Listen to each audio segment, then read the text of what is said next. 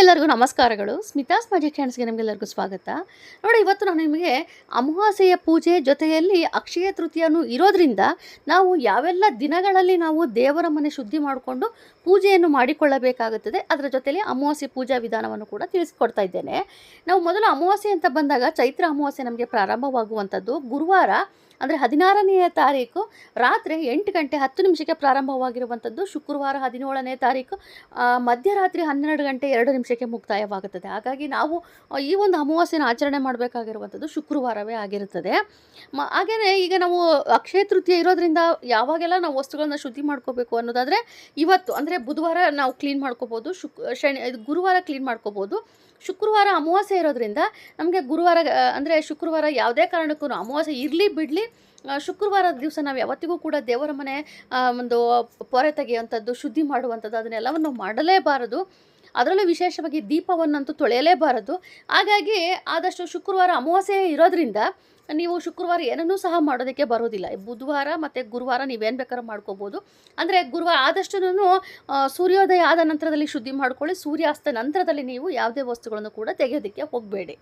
ಆಮೇಲೆ ಮತ್ತೊಂದು ವಿಚಾರ ಏನಪ್ಪ ಅಂತಂದರೆ, ಈಗ ಅಮಾವಾಸ್ಯೆ ದಿವಸ ನಾವು ಕಳಸವನ್ನು ತೆಗಿಬೇಕಲ್ಲ, ಹಾಗಾಗಿ ನೀವು ಗುರುವಾರದ ಸಾಯಂಕಾಲ ಸಮಯದಲ್ಲಿ ಕಳಸವನ್ನು ತೆಗೆದಿದ್ದೇ ಆದಲ್ಲಿ ನೀವು ದಿನನಿತ್ಯ ಇಡುವಂಥ ಕಳಸದ ಜಾಗದಲ್ಲಿ ಒಂದು ಕಳಸದ ಒಳಗೆ ನೀರನ್ನು ಹಾಕಿ ಆ ಜಾಗದಲ್ಲಿ ಇಟ್ಬಿಡಿ.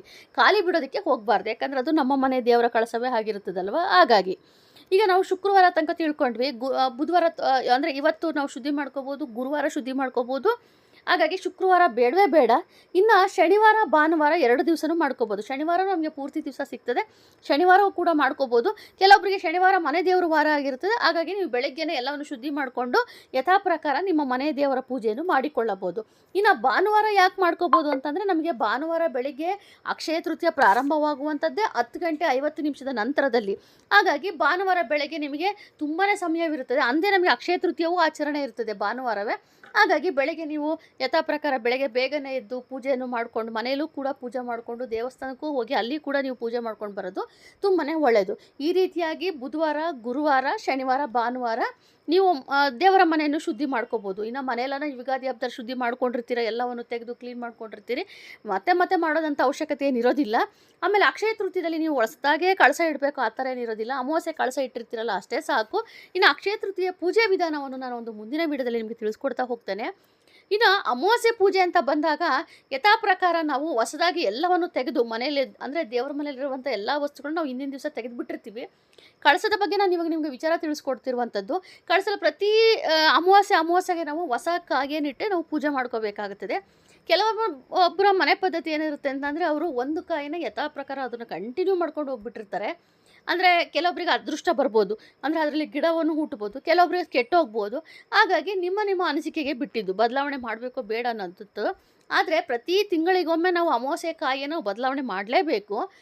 ಈಗ ಅದೇ ಹಳೆ ಕಾಯಿ ಏನಿರುತ್ತೋ, ಅಂದರೆ ಲಾಸ್ಟ್ ತಿಂಗಳಿದಲ್ಲಿ ನಾವೇನು ಕಾಯಿಯನ್ನಿಟ್ಟು ಪೂಜೆ ಮಾಡಿರ್ತೀವೋ ಅದೇ ಕಾಯಿಯನ್ನು ಪೂಜೆಯ ಕೊನೆಯಲ್ಲಿ ನೀವು ಒಡೆದು ಮಂಗಳಾರತಿ ಮಾಡ್ಕೋಬೇಕಾಗತ್ತೆ. ಹೊಸ ಕಾಯಿ ಇಟ್ಟು ಹೊಸ ಕಾಯಿಗೆ ಅರಿಶಿಣ ಕುಂಕುಮವನ್ನು ಹಚ್ಚಿ, ನಿಮ್ಮ ಮನೇಲಿ ಏನು ಮುಖಪದ್ಮ ಇಡೋ ಪದ್ಧತಿ ಇರುತ್ತೋ ಮುಖಪದ್ಮ, ಗೆಜ್ಜೆ ವಸ್ತ್ರ, ಮಾಂಗಲ್ಯ ಎಲ್ಲವನ್ನು ಹಾಕಿ ಯಥಾ ಪ್ರಕಾರ ಪೂಜೆ ಮಾಡ್ಕೋಬೇಕು. ತುಪ್ಪದ ದೀಪವನ್ನು ಹಚ್ಚಬೇಕು.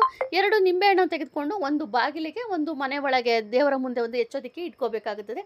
ಇನ್ನು ಬಾಗಿಲಿಗೂ ಕೂಡ ದೃಷ್ಟಿ ತೆಗೆದು ನೀವು ನಿಂಬೆಹಣ್ಣನ್ನು ಹೆಚ್ಚಿಡಬೇಕಾಗುತ್ತದೆ. ಇದಿಷ್ಟು ನೀವು ಅಮಾವಾಸ್ಯೆ ಪೂಜೆ ಮಾಡುವಂಥ ವಿಧಾನವಾಗಿರುತ್ತದೆ. ಒಂದು ಪಕ್ಷದಲ್ಲಿ ಈಗ ನಿಮಗೆ ಅಮಾವಾಸ್ಯೆಯಲ್ಲಿ ಪೂಜೆ ಮಾಡೋದಕ್ಕೆ ಆಗದೆ ಹೋದಾಗ, ನಮಗೆ ಭಾನುವಾರ ಅಕ್ಷಯ ತೃತೀಯ ಇರೋದ್ರಿಂದ ಅವತ್ತಿನ ದಿವಸ ನೀವು ಎಲ್ಲ ಕಳಸ ಎಲ್ಲವನ್ನು ತೆಗೆದು ಶುದ್ಧಿ ಮಾಡಿಕೊಂಡು ಹೊಸ ಕಳಸವನ್ನು ಇಟ್ಟು ನೀವು ಪೂಜೆಯನ್ನು ಮಾಡಿಕೊಳ್ಳಬಹುದು. ಇದಿಷ್ಟು ನೀವು ಚೈತ್ರ ಅಮಾವಾಸ್ಯೆ ಪೂಜೆ ಮಾಡುವಂಥದ್ದು, ಹಾಗೆ ದೇವರ ಮನೆ ಶುದ್ಧಿ ಮಾಡುವಂಥದ್ದು ತಿಳ್ಕೊಬೇಕಾಗಿರುವಂಥ ವಿಚಾರಗಳು. ಇನ್ನು ಮುಂದಿನ ಇವತ್ತಿನ ಒಂದು ಇವತ್ತು ಏನು ನಾನು ಬುಧವಾರ ನಿಮಗೆ ಈ ಒಂದು ವಿಚಾರದ ಬಗ್ಗೆ ತಿಳಿಸ್ಕೊಡ್ತಾ ಇದ್ದೀನಿ. ಹಾಗೆ ಇದರ ನಂತರದಲ್ಲಿ ಮಧ್ಯಾಹ್ನ ನಾನು ನಿಮಗೆ ಹೆಚ್ಚು ಕಡಿಮೆ ಒಂದು 12 ಗಂಟೆ 1 ಗಂಟೆ ಒಳಗೆ ನಾನು ನಿಮಗೆ ಅಕ್ಷಯ ತೃತೀಯ ಬಗ್ಗೆ ಇನ್ನೊಂದು ಮಾಹಿತಿ ಕೊಡ್ತಾ ಇದ್ದೇನೆ. ದಯವಿಟ್ಟು ಆ ಒಂದು ವಿಡಿಯೋವನ್ನು ನೋಡಿ, ನಿಮಗೆ ತುಂಬಾ ಉಪಯೋಗವಾಗುತ್ತದೆ.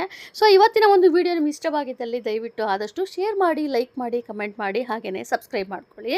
Thank you.